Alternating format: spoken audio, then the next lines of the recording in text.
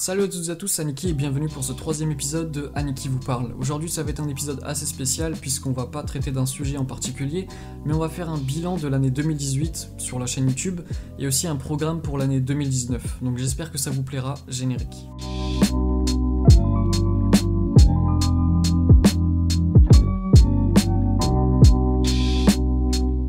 Concernant l'année 2018, ça a été une année assez spéciale, plutôt complexe même, autant sur le plan personnel que par rapport à YouTube. Ce qu'il faut savoir, c'est que de base, je sortais d'une situation assez compliquée au niveau de ma santé, etc.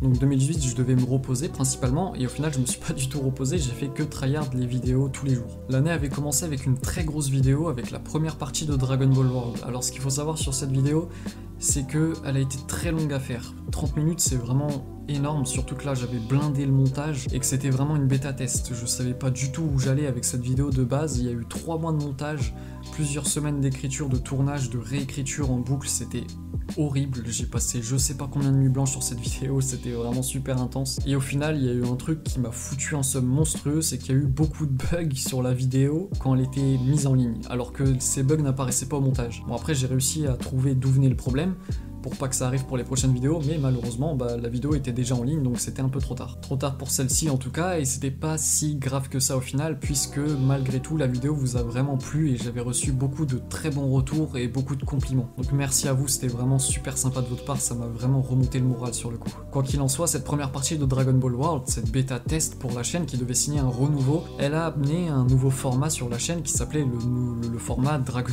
Ball World entre guillemets, j'avais pas trouvé d'autre nom plus original que ça. Je me souviens, j'avais fait un gros live sur la chaîne pour vous expliquer tout ce qui était prévu pour 2018, malgré que la moitié de ce que j'avais prévu n'a pas vu le jour. Et j'avais aussi dit que ce format de vidéo, j'allais le réutiliser pour toutes les vidéos suivantes, ce qui avait un peu hype tout le monde sur le coup. Et ça avait bien marché cette annonce, puisque les vidéos suivantes ont super bien fonctionné. La première vidéo qui était sortie après la première partie de Dragon Ball World, c'était l'Ultra Instinct maîtrisé, le power-up de trop. À ma plus grande surprise, la vidéo avait très bien fonctionné, il y a actuellement 11 000 vues sur la vidéo, donc voilà, j'étais plutôt content. Ensuite, il y a eu 10 théories et informations sur le prochain film Dragon Ball Super, pareil, 6800 vues, elle avait bien fonctionné. Et après, la troisième vidéo, c'était assez spécial. C'était le Dragon Ball Time numéro 8, est-ce que Boo a exterminé la race de Freezer? Alors la vidéo a super bien fonctionné, il y a eu genre plus de 130 000 vues, c'était un truc de fou. Cette période, j'étais vraiment content parce que j'avais tryhard de fou les vidéos et elles fonctionnaient toutes. Et il y en a aucune qui ne fonctionnait pas, j'étais super content. Mais malheureusement ça n'a pas duré très longtemps. Ce qu'il faut savoir, c'est que j'ai sorti toutes les vidéos dans le même état d'esprit. Je voulais tryhard, m'améliorer, faire des meilleures vidéos en boucle tout le temps, faire toujours mieux en fait. Avec le temps, j'avais peaufiné ma manière de faire les vidéos, les écrire, les monter, etc. Et malheureusement, toutes les vidéos suivantes ont bidé entre guillemets. Ça s'explique par plusieurs raisons. La première, c'était que toutes les chaînes Dragon Ball ont bidé dans le même timing. Genre, il y a eu une baisse de vues considérable et ça a touché absolument toutes les personnes qui faisaient des vidéos sur Dragon Ball. Vous pouvez vérifier sur Social Blade. Environ mars-avril, il y a eu une baisse de vues sur les vidéos Dragon Ball, c'est insane. En fait, je remarque que c'est pile au moment où l'animé Dragon Ball Super s'est arrêté, il y a eu une grosse baisse de vues insane. Ensuite, il y a aussi eu les histoires de faux copyright où tout le monde prenait des strikes pour des trucs de merde, pour des fausses raisons. En fait, c'était des entreprises qui achetaient des droits sur des trucs qui ne leur appartiennent pas, qu'on utilisait, alors que normalement c'est libre de droit. Bref, c'est un gros bordel. Ça a empêché le snowball de pas mal de mes vidéos et ça m'a clairement pas aidé sur le coup. Dans tout ce bordel, j'avais sorti la vidéo critique de Avengers 3 qui était sans aucun doute mon film de l'année, genre le film que j'ai préféré en 2018, c'était une claque monumentale. Cette vidéo elle a pas été facile à faire parce que je suis pas critique cinéma, hein, j'ai pas fait d'études dans le cinéma ou quoi, il y a actuellement 100 000 youtubeurs largement meilleurs que moi dans ce domaine, mais j'ai quand même essayé parce que le film m'avait fait kiffer, j'avais envie de faire une petite critique, m'éloigner un peu de Dragon Ball aussi, faire autre chose. Bon après la vidéo elle a bidé de fou, mais sur le coup ça m'a fait du bien, je pouvais faire autre chose, parler d'un autre truc, et parler d'Avengers c'était vraiment super cool. Bref, cette grosse baisse d'audience m'avait mis un gros coup au moral, et ça sans compter tout le trash talk que j'avais pris autour du Dragon Ball Time numéro 8. Je me suis fait trash talk comme jamais sur Twitter. Je vais pas citer de nom, ces fils de pute se reconnaîtront. On m'accusait de putaclic sur la vidéo, de titres mensongers, alors que pas du tout, hein. Tout était dans la vidéo, tout ce qu'il y avait dans le titre était dans la vidéo. Ce que je comprends pas là-dedans, c'est que toutes mes vidéos sont faites de la même manière en fait, pareil pour mes miniatures. Donc pourquoi pointer le putaclic uniquement sur cette vidéo? C'est la seule vidéo qui a fonctionné de fou, et c'est... il y a que qu'elle qui est pointée du doigt, genre. En fait, moi, ce qui m'a fait chier sur le coup, c'est que ces personnes, ces fils de pute en question, ils ont craché, non pas sur cette vidéo, mais sur la chaîne et sur moi-même dans son entièreté, genre. Alors qu'ils ne me connaissent pas, ils ne connaissent pas la chaîne, ils ont même pas vu la vidéo pour la critiquer, ils ont juste vu le nombre de vues, le titre, ok, c'est de la merde si tu putaclic. Bref, la mauvaise foi, ça ne se soigne pas. Pour bien enfoncer le clou, il y a eu un événement majeur qui m'a détruit. Genre, c'était vraiment...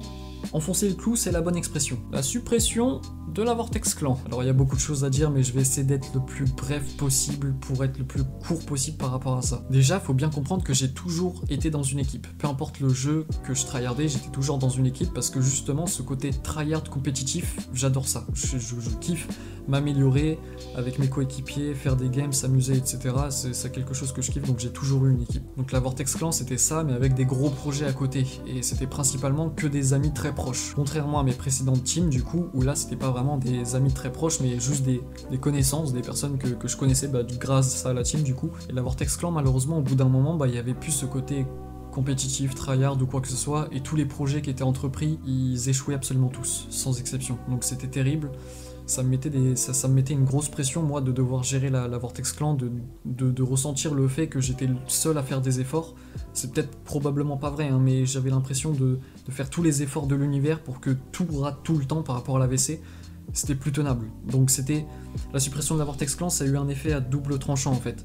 C'est que d'un côté, j'étais en mode « Putain, ça me fait chier de supprimer la Vortex Clan, j'y ai consacré trop de temps, je vais perdre mon identité parce que j'étais Vortex Aniki de base. J'étais pas Aniki, j'étais Vortex Aniki, il y avait Vortex dans mon pseudo, tout le monde m'appelait Vortex Aniki et pas Aniki. Et donc, je perdais en quelque sorte mon identité, c'était terrible. Et d'un autre côté, j'étais en mode « Ouais, mais il faut supprimer la Vortex Clan parce que c'est trop de travail, parce qu'il y a tout qui rate, parce qu'il faut repartir sur des bonnes bases, parce que ça sert plus à rien. » Et donc bref, c'était un gros bordel, la suppression de la Vortex Clan, ça m'a détruit complètement pendant plusieurs mois, j'étais HS. Du coup, à partir de août, ça a plus ou moins été la fin des entre guillemets grosses vidéos à cause du coup de cette baisse de morale. Et du coup, faire des grosses vidéos pour me faire trash talk derrière, mentalement, je pouvais pas le tenir en fait. J'avais vraiment besoin de sommeil, donc je pouvais pas continuer à faire des grosses vidéos encore et encore. Du coup, en réponse à ce besoin, je vais arrêter plus ou moins de faire des grosses vidéos, comme dit plus tôt, et j'avais sorti un format du nom de Dragon Ball Storm. D'ailleurs, il y a un truc assez drôle à noter par rapport à Dragon Ball Storm, c'est que il y a plus de montage sur l'intro de la vidéo que sur tout le reste de la vidéo. Mais ça, c'est fait exprès, tout simplement parce que c'est le principe en fait. Je devais pas faire de grosses vidéos, donc peu de montage, une écriture assez simpliste, un format assez simple. Et ça vous a plu au final. Du coup, Dragon Ball Storm, ça m'a permis de me reposer déjà, et aussi de faire des vidéos un peu plus simples et de juste parler de ce que j'avais envie de parler, parce que parfois j'avais envie de parler d'un sujet, mais je pouvais pas, parce que je pouvais pas en faire une grosse vidéo, et vu que je faisais que des grosses vidéos, je pouvais pas parler de ce que je voulais. En septembre, du coup, je sortais un nouveau Dragon Ball Time sur Gohan Ultimate Super Saiyan, je voulais faire une petite série de théories. Malheureusement, ces théories servaient plus ou moins à rien, plus ou moins avec des guillemets, parce que ça a été confirmé dans le manga Dragon Ball Super que Gohan Ultimate pouvait se transformer en Super Saiyan, qu'il avait toujours pu, et il y a eu une raison par rapport à ça. Et je me suis dit, ça serait bête de pas sortir cette vidéo alors que j'ai passé énormément de temps dessus, sur le montage, sur l'écriture, etc. Donc je l'ai sorti malgré tout pour vous. D'ailleurs, au-delà de ça, ça m'avait fait ultra rire et je m'y attendais pas du tout de voir ça dans le chapitre. Genre que Gohan dise je vais pas me transformer en Super Saiyan, mais j'ai pas envie. Ça m'a fait tellement rire parce que ça confirmait tout ce que j'ai toujours dit. Et il y a des personnes qui ont disparu. Mystérieusement, il y a des personnes qui disaient non, il peut pas se transformer, ou s'il se transforme, il gagne pas en puissance. Ces personnes-là ont disparu. Elles n'existent plus. C'est incroyable, c'est ouf. Bref, dernier format sorti cette année 2018, c'était Aniki vous parle. Donc là, on est en train d'en tourner un, Aniki vous parleception. Et ce format, il me plaisait bien parce que c'était dans le même délire que Dragon Ball Storm, dans le sens où si j'avais envie de parler d'un truc, je pouvais pas de base parce que grosse vidéo, machin, etc. Et là, du coup, je pouvais. Donc, Aniki vous parle, c'est cool aussi, c'est toujours prévu pour 2019, il y en aura toujours. Et ça m'a fait du bien en soi de parler autre chose que du Dragon Ball, parce que au moment où le concept est arrivé sur la chaîne, je commençais à saturer niveau Dragon Ball, j'en pouvais plus. Genre j'en avais marre d'entendre parler de Dragon Ball, je voulais plus en parler, c'était horrible. Donc voilà, on peut dire que c'était arrivé pile au bon moment, et au final 2018, c'était une année, comme je l'ai dit plus tôt, vraiment complexe. D'un côté, ça m'a beaucoup apporté, je me suis vraiment amélioré dans tout ce qui est montage, écriture, etc. La méthode dont je fais mes vidéos, ça n'a rien à voir avec 2017 en fait, avec les années précédentes, donc je suis vraiment content à ce niveau-là. Mais le prix à payer pour en arriver là, il était vraiment très lourd et il n'y a pas eu autant de retour sur investissement que ça. Donc est-ce que c'est worth? Moyen. mais en tout cas, je suis content de m'être amélioré à ce point-là. Mais bref, tout ça c'était pour 2018, alors maintenant il faut se concentrer plus sur l'avenir, sur le futur. Et donc, 2019, qu'est-ce qui est prévu sur la chaîne pour 2019? J'ai prévu des trucs insane, j'ai prévu des trucs monstrueux 2019, j'espère que là, cette fois-ci, je pourrais faire tout ce que j'ai prévu.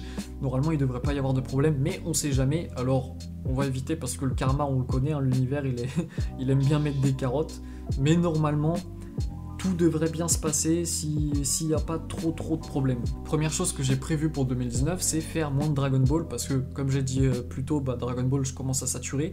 Mais pas que, j'ai aussi envie de faire autre chose que du Dragon Ball en fait. J'ai envie de parler d'autre chose que de Dragon Ball, j'ai envie de parler de manga, d'anime, de jeux vidéo, de cinéma, de plein de trucs, bref j'ai plein de passions et j'ai pas que Dragon Ball en passion principale. Donc voilà, j'aimerais parler autre chose que du Dragon Ball. Surtout que la communauté Dragon Ball, c'est bon, au bout d'un moment je commence à péter un plomb, j'en peux plus. Alors on va faire autre chose. Si vous êtes abonné sur cette chaîne pour du Dragon Ball, ne vous inquiétez pas, il y en aura toujours. C'est juste qu'il y en aura moins. Et je vais essayer de faire plus de Dragon Ball Time si je veux faire du Dragon Ball. Donc quand je vous dis manga anime, le truc principal qui me vient en tête, c'est un concept de vidéo qui va s'appeler Manga Adventure. J'ai pas trop envie d'en parler, ça va être un truc vraiment monstrueux. Il y aura de la mise en scène sur les intros, il y aura une écriture assez monstrueuse, un montage assez chargé. Ça sera pas du tout le format Dragon Ball World comme je vous l'avais dit plus tôt. Ce sera un truc totalement différent. Là de toute façon le format Dragon Ball World, on va quasiment pas le garder pour les prochaines vidéos, à part pour les vidéos Dragon Ball du coup. Et du coup le but de Manga Adventure, ce sera tout d'abord de faire des critiques manga animés, mais aussi de vous en faire découvrir parce que vous connaissez peut-être pas tous les mangas et animés qui existent au monde. Donc du coup ça peut être vraiment super intéressant. Comme je vous l'ai dit, il y aura de la mise en scène sur les intros par rapport aux mangas que je critique, et donc ça va être vraiment super cool. Je commence déjà à travailler dessus, il y a déjà pas mal de trucs qui sont prêts, donc voilà, j'espère que ça vous plaira. Je suis grave pressé de sortir le premier épisode, mais genre vraiment de fou.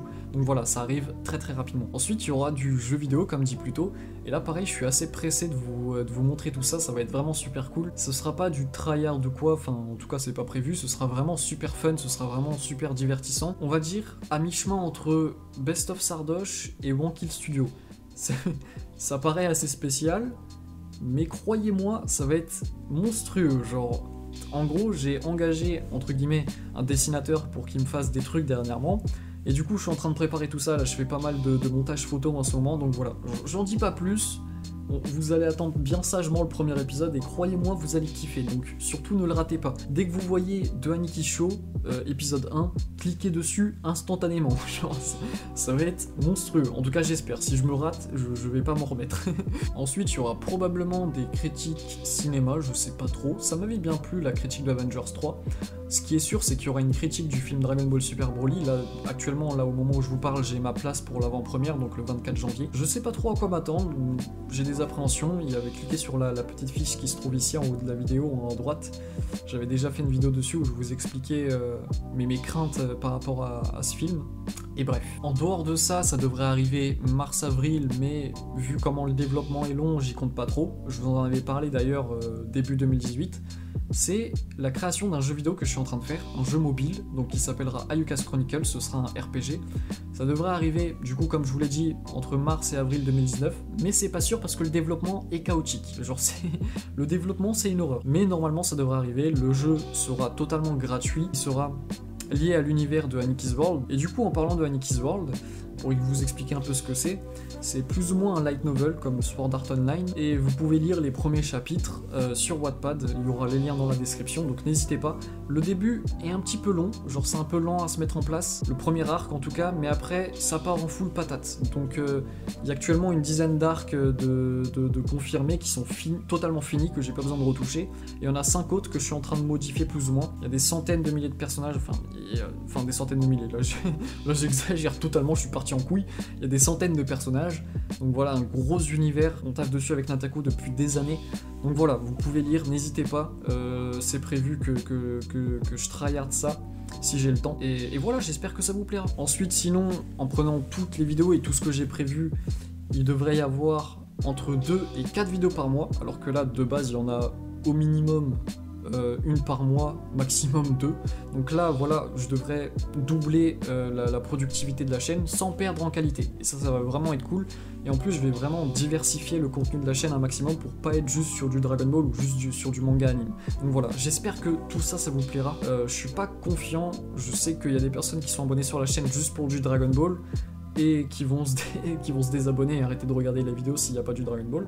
Donc ça c'est dommage, mais je suis plus ou moins préparé pour ça. Donc voilà, désolé si vous vouliez que je continue uniquement sur du Dragon Ball, mais c'est pas possible, je sature de fou. Dernière annonce avant de conclure cette vidéo, j'ai envie de reprendre les streams sur Twitch, donc pas sur YouTube, et ce de manière régulière. Mais c'est hypothétique parce que si ça ne fonctionne pas, s'il n'y a pas un certain nombre de viewers, et bah ça sert à rien que je tryhard ça en fait, je perdrais juste du temps. Le premier stream aura lieu le 14 janvier, donc à 20h, entre 20h et minuit, et à partir du 14, j'enchaînerai les streams tous les jours, du lundi au vendredi, de 20h à minuit.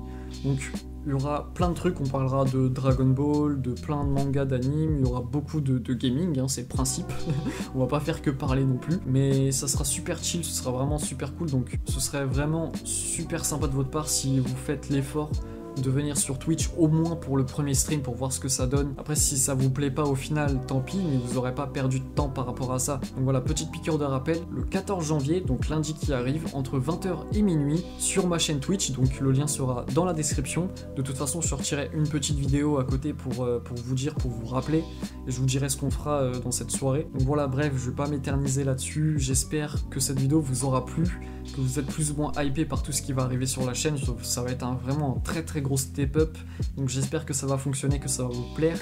Et bref, en attendant une toute prochaine vidéo ou le prochain stream, je vous dis ciao tout le monde.